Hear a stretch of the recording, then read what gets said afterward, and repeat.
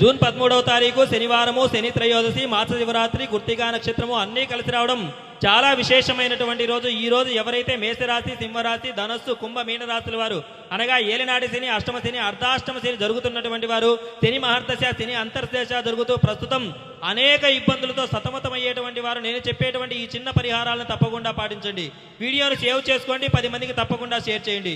ఈ రోజు మీకు దగ్గరలో ఉన్నటువంటి శివాలయంలో ఉన్నటువంటి నవగ్రహాలు కావచ్చు, లేదా శనీశ్వర స్వామి వారి దేవాలయం వద్ద శనీశ్వర స్వామి వారికి నువ్వుల నూనెతో విశేషంగా దీపారాధన చేసి శనీశ్వర స్వామి వారికి తిలతైలాభిషేక పూజా కార్యక్రమాన్ని జరిపించుకోండి. అదేవిధంగా పరమేశ్వరునికి కూడా ఈరోజు రుద్రాభిషేక పూజా కార్యక్రమాన్ని జరిపించండి, చాలా మంచిది. వీలైనటువంటి వారు హోమ కార్యక్రమాన్ని, జపాన్ని కూడా చేపించుకోండి, చాలా విశేషమైనటువంటి రోజు. ఎందుకోసమంటే చాలా అరుదుగా వస్తూ ఉంటుంది ఈ విధంగా శని త్రయోదశి. ఈ విధంగా ఎవరైతే పూజా కార్యక్రమాలు జరిపించుకోవడానికి వీలు కాకుండా ఉంటుందో వారందరి కోసము మన దైవానుగ్రహం పేరు తరపున మనమైతే విశేషంగా 649